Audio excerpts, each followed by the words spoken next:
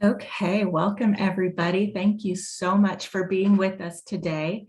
I am Michelle Morris from Consolidated Planning Group. We'll go over a couple of little housekeeping items first. We are recording this webinar so that we can record it and then send you a copy afterwards in case you need to step out or you missed something, or for those people who weren't able to make it here today. We cannot see you or hear you, but we know you're out there and we can read the chat box. So if you have questions or comments, you can feel free to put that in the chat box and we'll get to those towards the end of the session today. I am going to go ahead and share my screen for a moment here. Okay, so Consolidated Planning Group. We are a holistic financial planning firm. We work as a team and we really focus on special needs planning. Our number is there and our contact information in case you would like to reach out to us. When we're talking about special needs planning, what we mean is helping families with special needs loved ones in their family with protection plans, costs of lifetime care and how we're going to pay for those, for that lifetime care, transition planning, ABLE accounts, and mostly advocacy and education to help families know what to do. I mean, it's such a hard thing and nobody knows everything what needs to be done. What we always say is most people don't know what they don't know. And that's very stressful. So today we have with us Ashley Ford. I am getting back to my notes, I'm sorry. Ashley Ford, the Director of Public Policy and Advocacy with the ARC of Texas. And she's going to talk to us today about how the Texas IDD Service System can help you. So without further ado, Ashley, if you don't mind, go ahead and share your screen and you can take it away. Absolutely. Let me get started. And while I'm presenting, I'm just going to turn off my video so you don't have to see my face and you can focus on the slides of the presentation. And then once we wrap up and I'm able to maybe answer some of the questions that come up, I'll turn my video back on. So good morning or good afternoon, I should say, everybody. That sounds good. And I'm going to be muted too, because I have some big dogs and you never know when the UPS truck is going to come by. All right. Are you seeing my screen here? Yes, ma'am. I am going to. All right. And you're just seeing my slides, right? Yes. Okay, perfect. Hi, everybody. So I am Ashley Ford, and I'm the Director of Public Policy and Advocacy for the ARC of Texas. What's the ARC of Texas? So we are a statewide membership organization, and we work to promote, protect, and advocate for the human rights and self-determination of more than 500,000 Texans with intellectual and developmental disabilities, or IDD. We work in collaboration with 27 local chapters across the state, and we work with them and their families to identify barriers and to identify solutions for quality community services and supports, civil rights and criminal justice, competitive integrated employment, as well as inclusive education. So it's a pleasure to be with y'all. Most likely there's a local chapter near you where you live. And so just sort of an overview of what our statewide advocacy looks like. So we have a small but mighty team, and together we monitor local, state, and national issues that impact people with IDD. We worked closely with legislators and government agencies to improve the quality of supports and services for people with disabilities. We train, empower, and support Texans with IDD, their family members, and their supporters to speak out for themselves and advocate for themselves. Ultimately, our goal is beyond simply just changing laws. Big picture is we want to work to change attitudes and to create a a better world, a better state for people with IDD.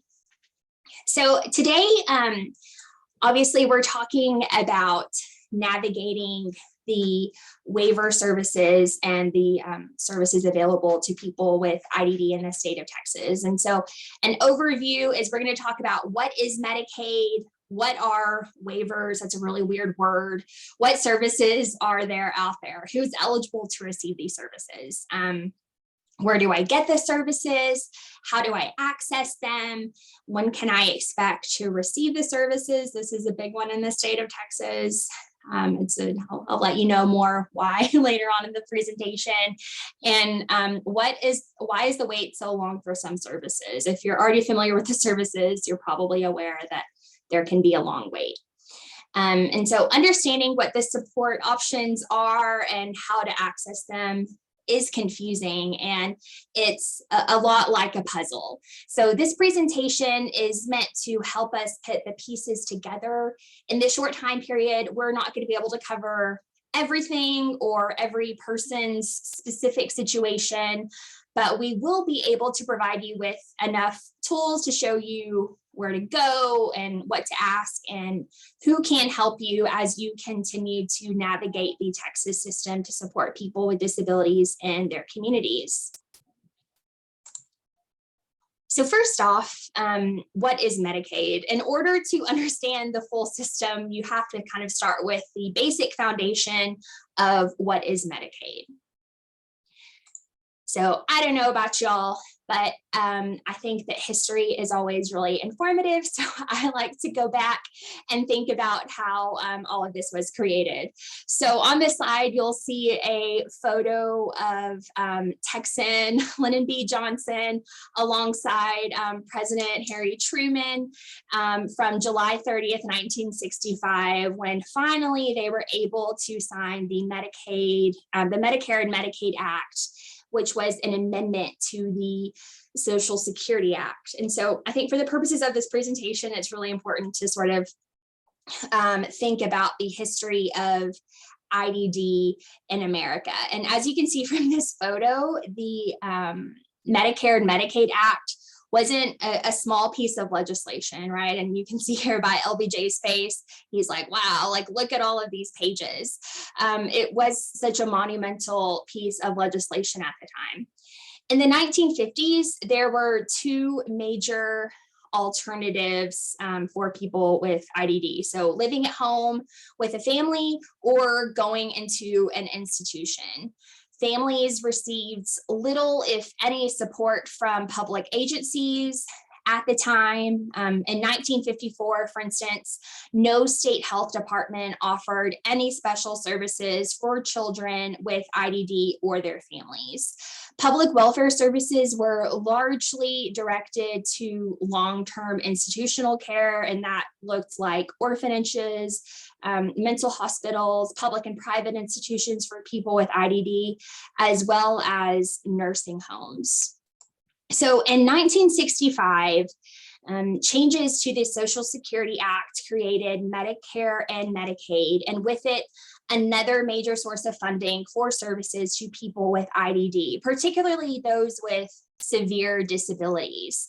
The initial effect was to increase institutionalization of various forms and create obstacles to community living options for people with severe disabilities. And it wasn't until the 1980s that Medicaid actually became a major source of support for the kind of community living arrangements that we recognize today.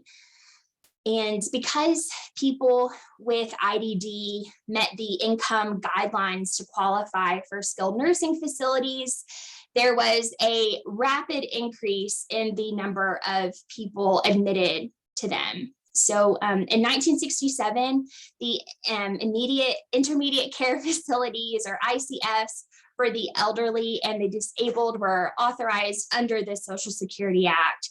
And it was at this time that the institutional census for people with IDD reached its national peak at almost 200,000 Americans by 1970. And there were 195 institutions for people with IDD across the country. And just a little trivia fact, so the intermediate care facilities, or ICFs, which we call them still today, were considered intermediate to hospitals and skilled nursing facilities. That's how they got their names. So obviously, for the first time, we had federal funds that were available to pay for services for people with IDD, and these funds really were meant to go to institutions. We didn't really have a community care model at that time. So what we see is states beginning to really take advantage of this access to funding by placing people with IDD in nursing facilities and state institutions. And y'all know that saying, if you build it, they will come. Well, in the case of IDD and services, it really is, if you fund it, they will come. And so on my next slide here, I just want to show y'all this, dramatic increase that we see in the number of people with IDD who are living in institutions in America. So shortly thereafter, the passage of the Medicare and Medicaid Act, we see a dramatic increase in the number of people who are institutionalized. And that is because for the first time in American history, we just had so much funding available to them.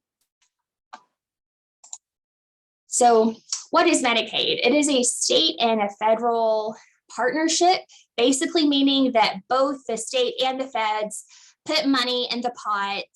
And although there are federal rules and requirements that all states have to abide by, states predominantly develop their own rules and their own requirements for Medicaid. It's important to note here that Medicaid does not transfer from state to state currently, although there is some legislation in Congress right now that may change that. As of today, just because you have Medicaid in Vermont and you are receiving a Medicaid waiver in Vermont does not mean that you move to Texas, you're necessarily going to get that. The second thing to understand that is the difference between acute care and long-term services and supports, or LTSS. So as you can see from the slide, acute care is your medical care. It is a fancy word for your medical care. So it's the type of thing that we normally think of as being covered by private insurance. So physicians, pharmacy, emergency services, and acute care is really meant to be, a medical short-term method of care. And then we have LTSS. And these are the types of things that help people with disabilities live, work, and play. For instance, an attendant that comes and helps someone get out of bed and get dressed. These types of services and supports are almost never, ever covered by private insurance, which is why Medicaid, and we say it all the time at the Texas legislature, is a lifeline for people with disabilities. Private insurance never covers the employment services or habilitation or attendant personal care services that are afforded to people with disabilities through LTSS. So these services can be provided either in an institutional setting, which could be, a nursing facility, an intermediate care facility, a state-supported living center, or in the community. And if they're provided in the community, it is typically through a Medicaid waiver. And then another point I just want to point out on this screen is the difference in entitlements. So some Medicaid programs are entitlements and some are not. What does an entitlement mean? It means that as long as you qualify for that Medicaid program, you are entitled to it. You are you can get it. There is no wait for that. But there can be a wait for a waiver. So oftentimes out in the world, and I know when I was first introduced to the whole idea of long-term services and supports in the community and hearing about waivers, I was really confused. I don't know if y'all have ever played fantasy football, but sometimes things are on waivers, or maybe you're going to camp and you have to sign a waiver for something. I was like, what? Why are we talking about waivers here? So this slide is intended to kind of be funny. So we're not talking about a wave that you see in the ocean. We're not talking about a wave that you see in someone's hair, or a wave that someone gives you as they say hello. We're talking about a waiver that waives off either the state's regular Medicaid program, or it is provided through a home and community-based services waiver program. So a state may operate several HCBS, or home and community-based services waiver programs at once. Each of these programs can offer a distinct package of services and supports to a different group of individuals. So these choices all combine to give different states considerable latitude in deciding which services and supports will be offered, and in customizing benefit packages to meet the needs of particular groups. So ultimately, if you don't want to be institutionalized in the state of Texas, you are going to need a waiver. You're going to need to waive off of the institutionalized or the institutional entitlement, so that you can live and receive services in the community. Just to emphasize this a bit more, so entitlement versus a waiver. So, most people are familiar with entitlements because of public education. So public school is an entitlement, for example. You have a legal right to go to school, just like there cannot be a wait list to receive public education. States can't have a wait list for Medicaid entitlement programs, as long as you meet eligibility, which could be financial and or functional, which we'll talk about later. So states are not allowed to establish interest lists for entitlement programs. For LTSS entitlements, these are largely provided in an institution. So unfortunately, for many long-term services and supports we just talked about being vital to people with disabilities, entitlement programs are provided in a nursing facility, or state supported living center, or an intermediate care facility. So, but the good news here is that Medicaid waivers provide LTSS in the community. They were developed to provide alternatives to institutionalization. And in a nutshell of history, nursing facilities and institutions were originally thought to be the best way to support and, quote, protect people with disabilities. But over time, and through the advocacy of people with disabilities and their family members, we have been able to create these waivers so that people with disabilities could be a part of their communities. And so it wasn't until 1981 that we were actually able to amend what LBJ and Truman were so excited about in that photo from a few slides back, so that we can waive off of certain Medicaid rules and waive off of some institutional setting. So it's going to make more sense in a minute, I promise. I have a chart. But, of course, it's really sad that these amazing community-based services that are available through Medicaid waivers, they're not entitlements. And so there can be a wait list. And our legislators, our state representatives, and our state senators determine how many, if any, new waiver slots or openings can be opened up every 2 years when they meet. And so they are completely dependent on state legislative appropriations, and this determines the availability of waiver services in the community for people with IDD. So the effect of that is that we have almost 175,000 Texans waiting for waiver services, or long-term services and supports that are provided in the community currently, because they are all dependent on legislative appropriations. And so if you're like me and you're like, wait, so I can go into an institution and there's not a waiting list, but if I want to live with my mom at home and receive, long-term service and supports at home with my mom, I'm going to have to get on a waiting list. And, there's no telling how long I can wait for these services, because it's all dependent on the legislator giving funds. You know what we call this? Institutional bias. This is intended to kind of make you laugh here with some of this depressing news I just shared. We're talking about getting some shirts made for this upcoming legislative session that say, your institutional bias is showing. And, we really do call this institutional bias because, as the chart sort of in this lower right-hand corner shows, the average annual cost per person by setting is a whole lot less in the community than when you compare it to an institutional setting, whether that's a nursing facility or intermediate care facility or a state supported living center.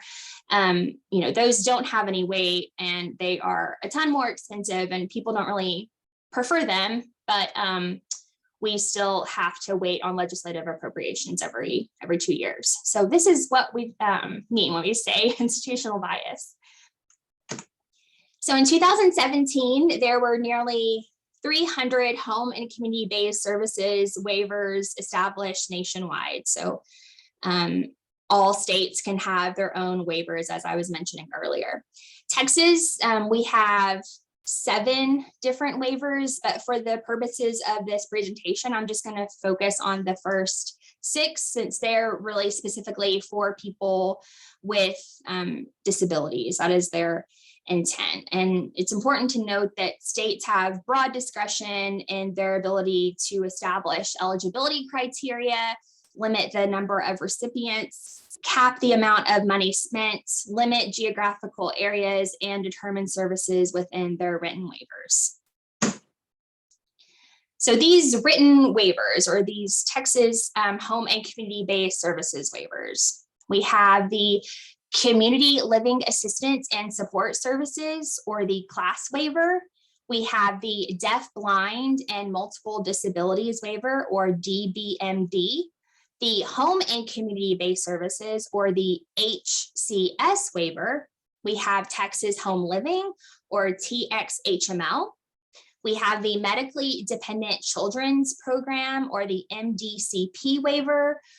We also have the STAR Plus home and community-based waiver, which is an 1115 demonstration waiver. And then lastly, we have the Youth Empowerment Services, or the YES waiver, which I won't be covering in today's presentation.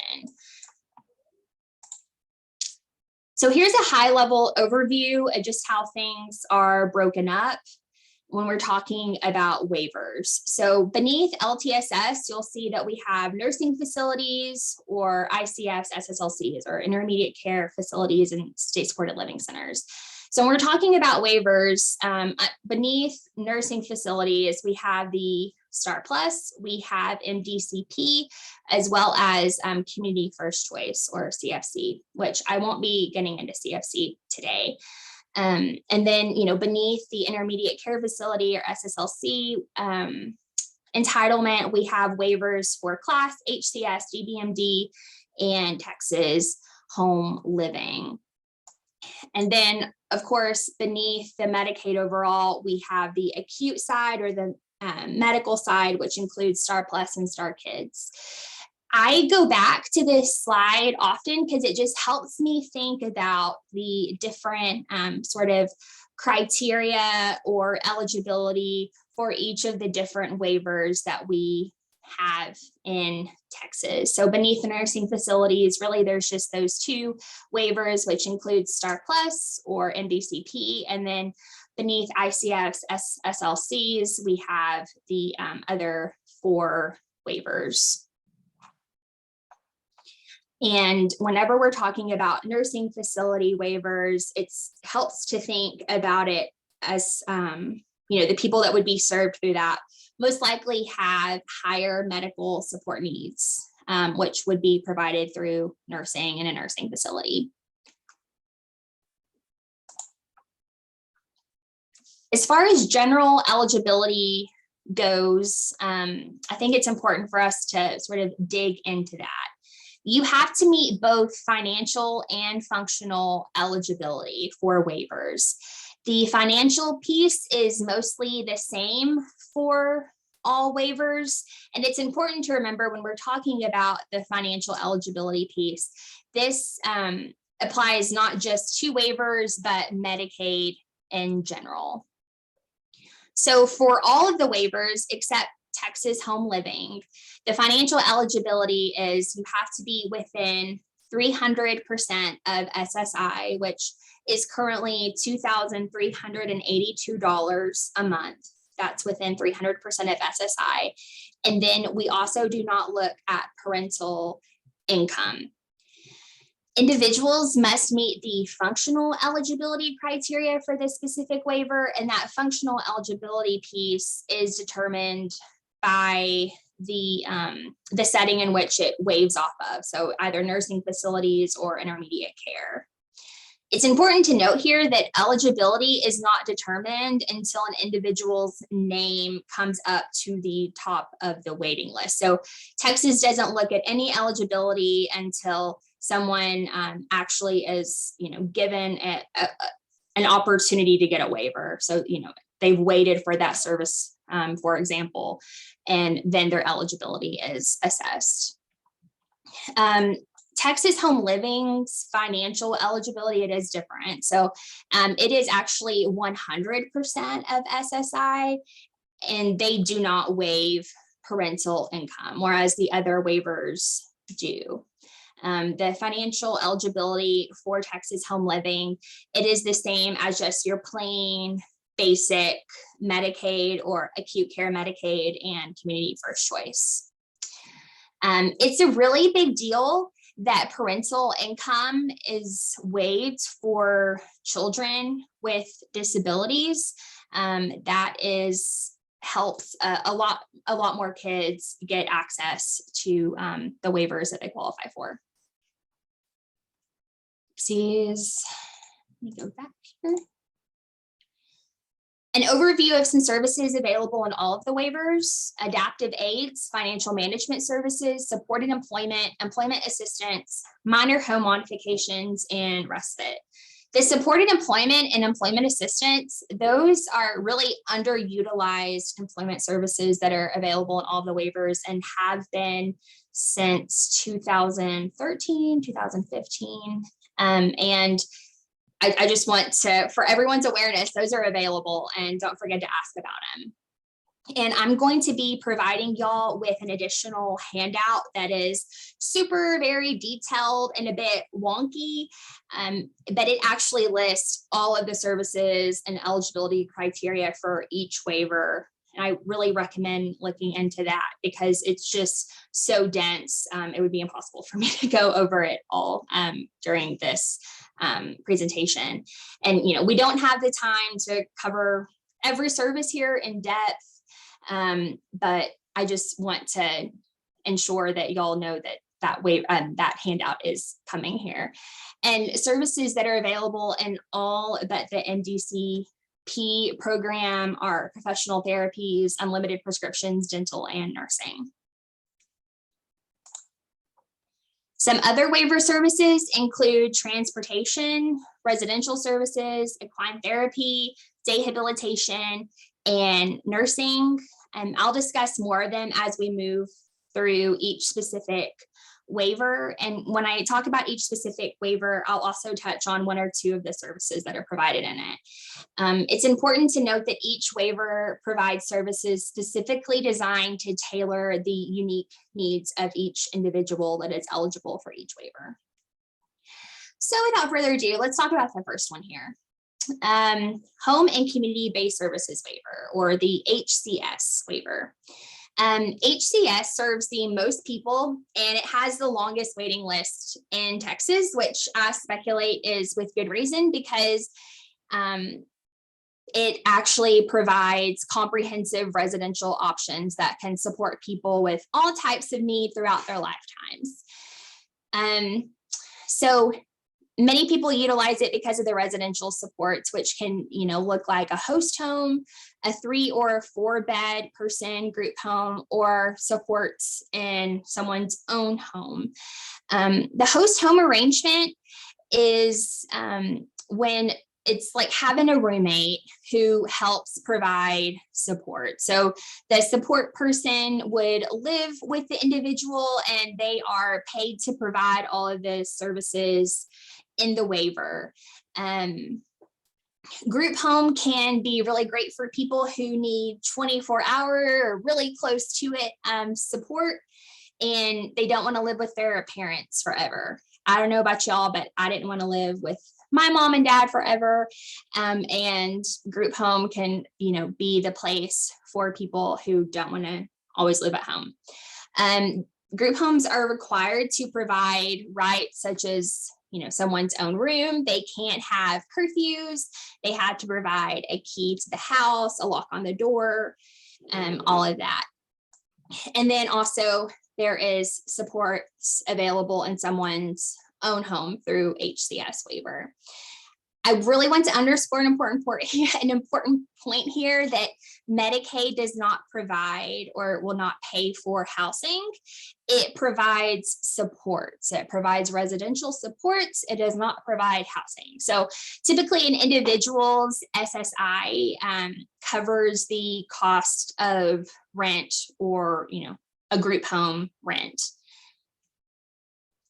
And in cases where HCS is providing support in an individual's own home, that often looks like an attendant coming by to assist as much or as little as the individual likes. So just a few other services that are available through HCS that I want to note is supported home living, day habilitation, dietary, audiology, and behavioral support, in addition to some others. And local authorities provide service coordination through the HCS waiver. And I have this slide here because I think it can kind of be confusing, and it's not meant to, but it is confusing. So there's HCS and then there's HCBS. So this whole time, all of the waivers are considered HCBS waivers. That is like the big federal umbrella that all waivers are under. So home and community-based services, with all of those words capitalized, is HCBS. When we talk about the waiver in Texas, it's just HCS. The B is not included here, and that is just one of Texas's HCBS waivers. Just so y'all if you ever want to seem like you know what you're talking about with waivers, that's a fun fact, and that will make you seem like you know what you're talking about. So there's a difference between HCBS and HCS. It's not that intuitive, I know. And it's like, y'all could come up with any name that you wanted to in the state of Texas for this waiver, and that's just what they came up with as HCS. So just a point of clarification. The next waiver I want to talk about here is the class waiver. Many people like the class waiver for the specialized services that it provides. And I'll tell y'all how I typically remember or think about the class waiver is that it is a classy waiver. It has class because it provides specialized therapies like horses, equine therapy, provides things like massage and aquatic therapies. And I know that sometimes there are misconceptions about these therapies, and although they may sound fun or nice, they actually are there to provide amazing medical and quality of life support. But if it helps you to think about these as kind of being like the Class C waiver supports. So for instance, massage therapy for people in wheelchairs can really reduce their need for medications for things such as constipation. The hippotherapy can assist some individuals who are learning to walk. The young lady here on this photo is Sky, and she is deaf-blind and has cerebral palsy.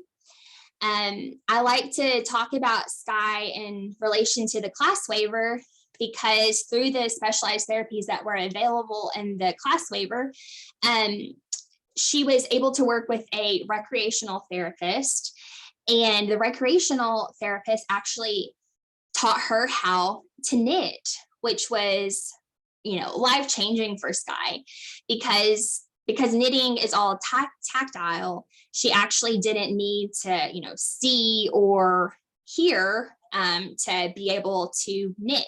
And so now Sky is able to knit scarves and has her own business selling scarves. So all through services that were provided through the class waiver. And just a snippet of other services that are available through class. And they include things like pre-vocational habilitation, behavioral support, case management, residential habilitation, and transition assistance services. The next waiver we should talk about is deaf-blind multiple disability waiver, or DBMD. This waiver is very specific, as the name implies, and it's Texas's smallest waiver just due to the people who are who qualify or are eligible because of their disabilities. It provides intervener services, which is a service that helps people who are deaf and blind communicate with and understand the world around them.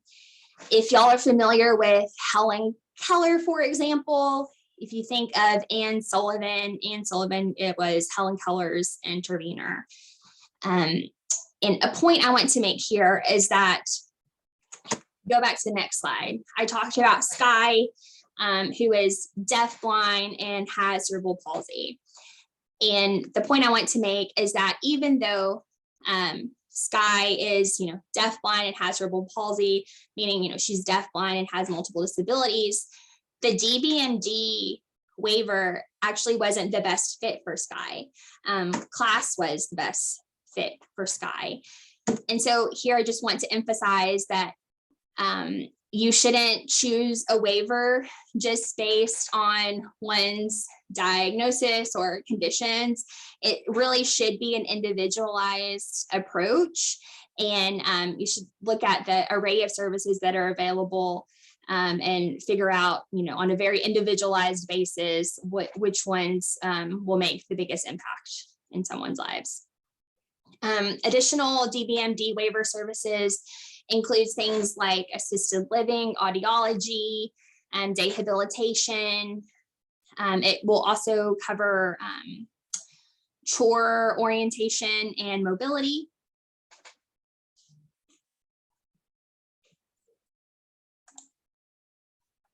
Next is the Texas Home Living Waiver, or TXHML. It is very similar, or it's very similar to the HCS waiver in terms of functional eligibility in many of the services, but it doesn't provide as many services as HCS, such as group or host home. And because we know that so many people's needs change over time, Texas Home Living is a really great option for people who maybe don't need residential services right now, because as you can kind of see from these photos, maybe they live with a parent at home, and that's working out great, but maybe they need more supports later on, and they're just sort of waiting for another waiver like HCS. Texas Home Living has a lower cost cap compared to the other waivers, but it's great that people can get on it while, you know, until their needs change potentially, or while they're waiting for a more robust waiver. I want to mention here that we need to continue to advocate for changes in the financial eligibility of Texas Home Living, which is 100% of SSI currently, not 300% of SSI like the other waivers we cover here. We need it to be the same as other waivers so that more people can access what they need when they need it. We know that many people would benefit from Texas Home Living supports, but instead they have to wait for HCS due to financial eligibility issues. Some other services that are available in Texas Home Living include community supports, day habilitation, dietary, and audiology.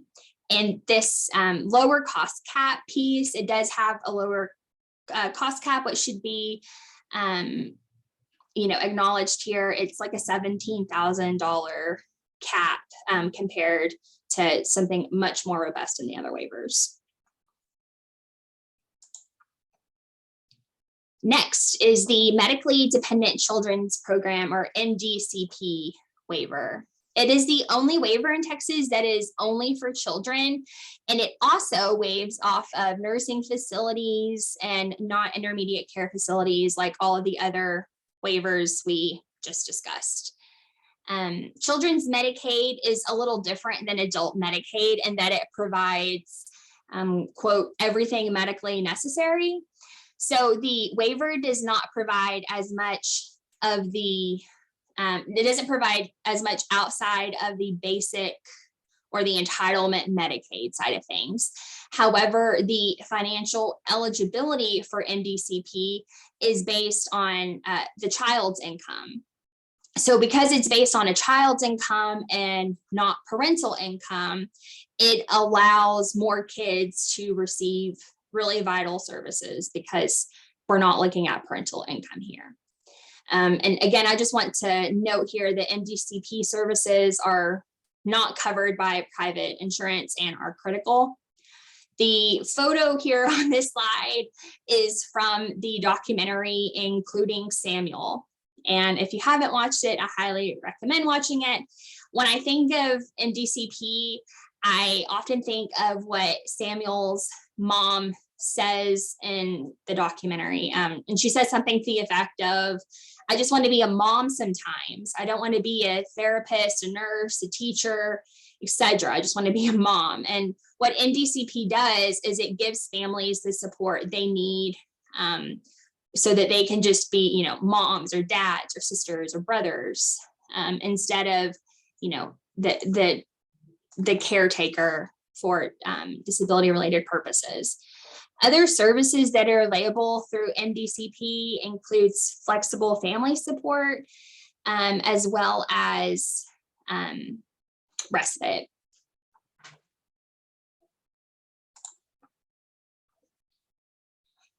The STAR Plus waiver, or the STAR Plus HCBS waiver, is different than STAR Plus. So I just want to go back here to this slide where we have it all broken down.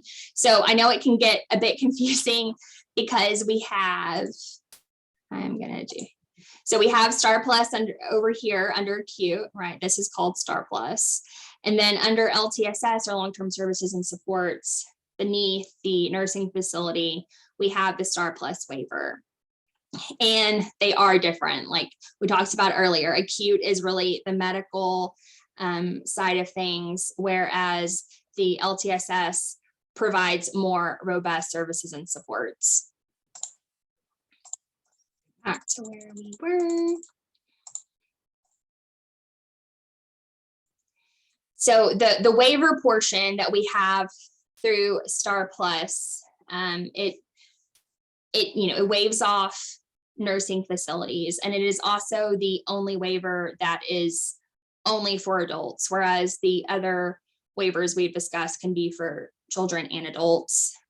They are the, MDCP and Star Plus are the only two waivers currently that are 100% within managed care in the state of Texas, which is still like a new thing. Star Plus was formerly called the Community-Based Alternatives Waiver, and because it waives off of nursing facilities, it is predominantly utilized by people with physical disabilities and not necessarily intellectual and developmental disabilities. Although it can be, specifically if someone is needing nursing services.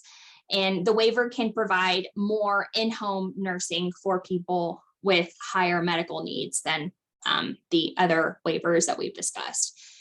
And I want to mention here that if you're eligible, so if you have 100% of SSI or less, and you meet the nursing facility level of care, there is no wait for the Star Plus waiver currently in Texas.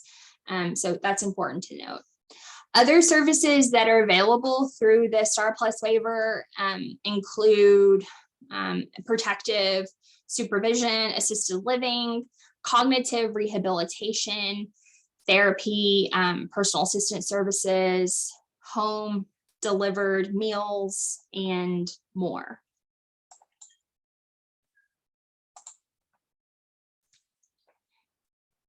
I feel like I have to mention consumer directed services, but I'm just going to mention it briefly, and I can provide additional resources if you're interested in the CDS option. I think that this slide is mostly self-explanatory, so but I'm going to go ahead and read it. So CDS is a service delivery option where the individual with a disability or the legally authorized representative hires and manages the people paid through public funds to help the person live in the community. So CDS is about choice, and people can make choices based on their own preferences, needs, and support system. So CDS allows people to maintain more control. The person who is doing the hiring can create targeted advertisement for specific needs that they may have as far as their supports go. They can maybe hire non-traditional employees through CDS as well, such as a friend, a church member who may otherwise never apply for work in the IDD field in general. There also the flexibility to adjust pay rates or award bonuses for employees based on performance and or tenure through the CDS option, which is available as an option in the waivers. And so if there's something that interests you in doing CDS for your services, just tell your service coordinator or your case manager that you want to be your own employer and use the CDS option for doing that. So we just talked about all of the different waivers that are available in Texas in the community. So now let's figure out, how does one go about accessing community services? So there's two funding paths for waivers in Texas. We have the interest list or waiting list, because remember, because they're not entitlements, they're dependent on legislative appropriations. And so there are waiting lists for somebody to access them. These waiting lists are first come, first serve. So it's done in the order in which people get on the list. It is a statewide list, and so it's managed from the state scale. So it's everybody in the whole state of Texas is on one list for the services. And the wait for these waivers can be as long as 15 years. That's particularly true whenever we're talking about the HCS waiver. And then over here, we have the second funding path, which is called promoting independence. Promoting independence came about as a result of the Supreme Court's 1999 landmark decision in Olmstead, which found unjustified segregation of people with disabilities and said that that was a form of unlawful discrimination under the Americans with Disabilities Act, or the ADA. The Supreme Court ruled that the integration mandate of Title II of the ADA requires public agencies to provide services in, quote, the most integrated setting appropriate to the needs of a qualified individual with disabilities. So what promoting independence waivers do is they prevent or divert individuals from institutions. So if someone is on the brink of crisis and really considering living in an institution because the community is not meeting their needs because they don't have access to the services and supports through a waiver, it can provide them with a waiver pretty quickly to prevent them from entering into an institution. They also help people transition out of an institution. And so a promoting independence waiver can be given to someone who is currently a resident of an institution, but who wants to live in the community. We can give, the state can give waivers, a promoting independence waiver for that purpose too.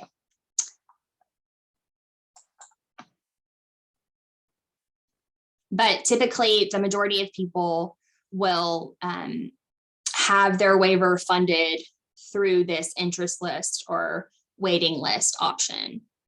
Far less are given the promoting independence waiver path. So there are, on the screen, I have the number that you would call to get on the wait list for MDCP class and DBMD. That number is 1-877-438-5658. And then if you are wanting to get on the wait list for HCS, Texas Home Living, and Community First Choice, you would need to contact your local IDD authority or your LIDA. There are 39 LIDAs throughout the state of Texas. And so to find out the one that serves you, you should go to the link provided here. And then for Star Plus, there is another number to call for that waiting list, and that is the 1-877-782-6440. And regardless of what anyone has told you, you have to contact more than one number. There's like not one number that you can dial and get on all the lists.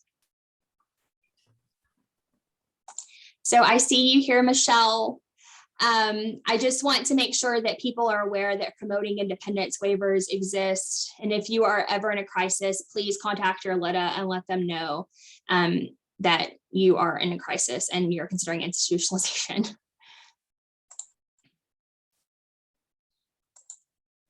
So thank you. You can go back to that one last slide that you had about advocating for yourself. I'd love to hear more about that.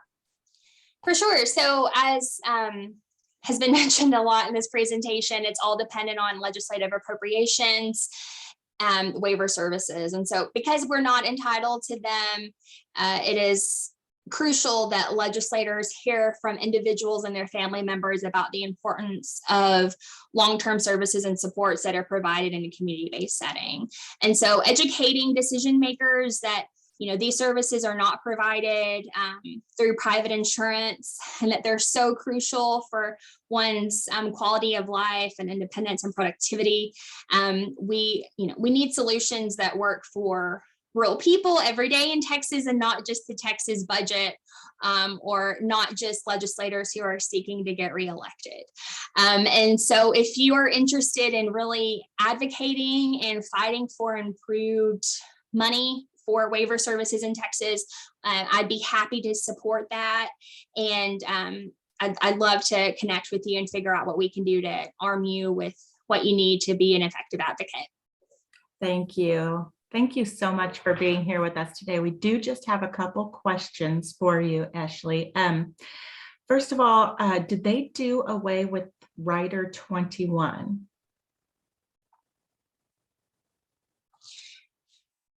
Let me stop sharing here.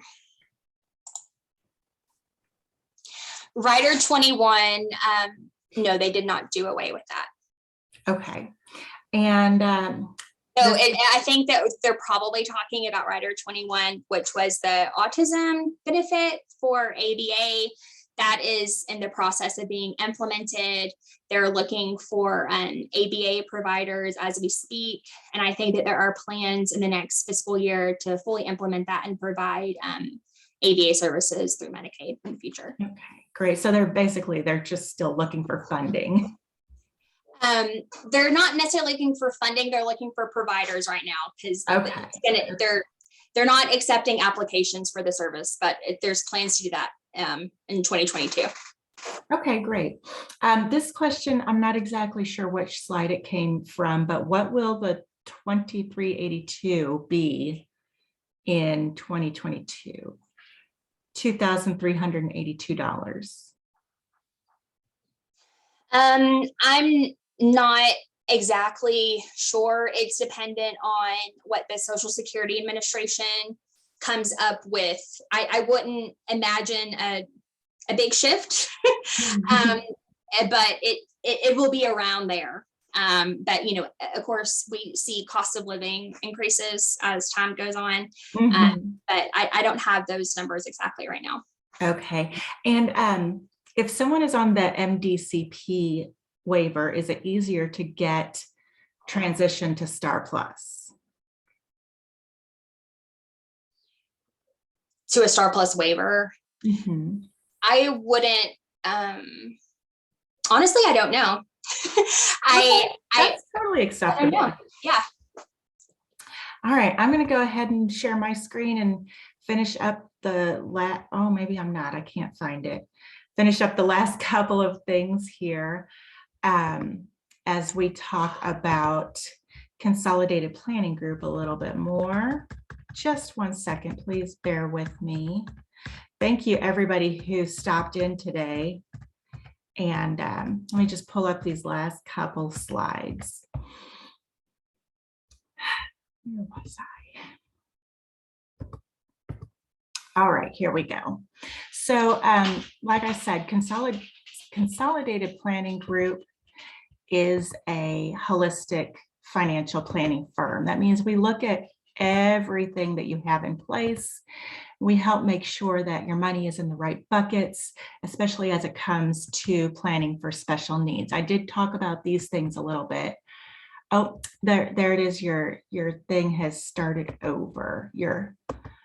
So let me skip to the bottom. We have several things that should be on your planning radar. Things like a letter of intent. If you're not familiar with a letter of intent, it's sort of a love letter to your family. If somebody had to take over for you with your special needs loved one, if something happened to you and someone else needed to step in, it's a really great idea to have a letter of intent, which, you know, lists out everything about your child, your family, who their doctors are, what their main diagnoses are, what medications they're on, where they were born, all of that information. It's great to have, you know, you can do it as a Word document on your computer so that you can keep updating it every few months. But what do they love? What do they hate? What keeps them going? And like I said, that way, if someone ever needs to step in for you, it'll make that transition a little bit easier. We can help you and discuss developing a comprehensive special needs care plan, looking at the future care cost estimates. We can help you with the waivers and the interest lists, making sure you've got your SSI and SSDI all in place, knowing when to apply for it and why. We can help you with ABLE accounts. You should be thinking about beneficiaries on your accounts. You know, many people don't know that whatever the beneficiary is listed on your account, like a bank account or a life insurance policy. Whatever is listed on that policy is what's going to happen, not what is listed in your will. So if you say in your will, oh, I want this money to go to my sister, but you say on your life insurance policy that your child with special needs is the beneficiary, then that money will go to your child with special needs, and you'll have a problem because it will mess up their SSI benefits. So you have to have things go to a special needs trust. And we talk about that right down here, how to fund them. Most people fund a special needs trust through life insurance. You should also think about child support. That should not go directly to the child, but to their trust. You might want to start touring residential living facilities at around age 15. It's not to say that you're just going to automatically use them, but it's good to know what's out there. Think about guardianship, power of attorneys, healthcare power of attorneys, supported decision-making, things like that. Guardianship, you can apply 6 months before their 18th birthday. You might want to think about post-high school education options, and we do a lot of webinars covering that topic and most of these. And of course, getting yourself on those waiting lists. This is a quick look at our team. Allison normally does these webinars, but I got the pleasure of stepping in for her today. Allison, Jeff, myself, and Andy are all financial planners. We have all the same certifications and education as any other financial advisor, but we do take it a step further by being national Social Security advisors. And we are also members of Special Needs Planning Academy. We also have some office helpers, and they're the real ones in charge. They keep us going and make sure that we get everything done. So if you work with us, you will always know that there will be somebody there to take care of you, even if someone becomes ill or goes on vacation. We always give a free personalized consultation.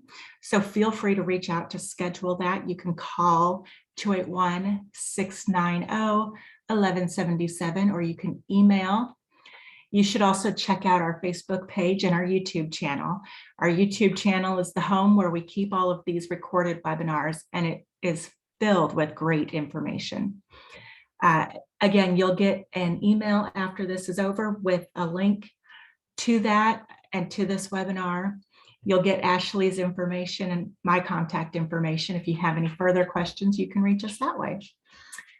So once again, thank you so much for joining us today. Ashley, are you still there? It looks like we have one more little question. I hope this person is still on, but can you only be on one waiver at a time? Yes. And then can you change them up as different ones become applicable? Yes, but it depends on the weight for them. Mm-hmm. But this is definitely something that you should talk about with your case manager or your service coordinator. So it depends on which waivers we're talking about here, but that's definitely a conversation to have with your LITA, most likely. Okay, thank you so much. All right, have a great afternoon, everybody. Thank you for joining us. Bye.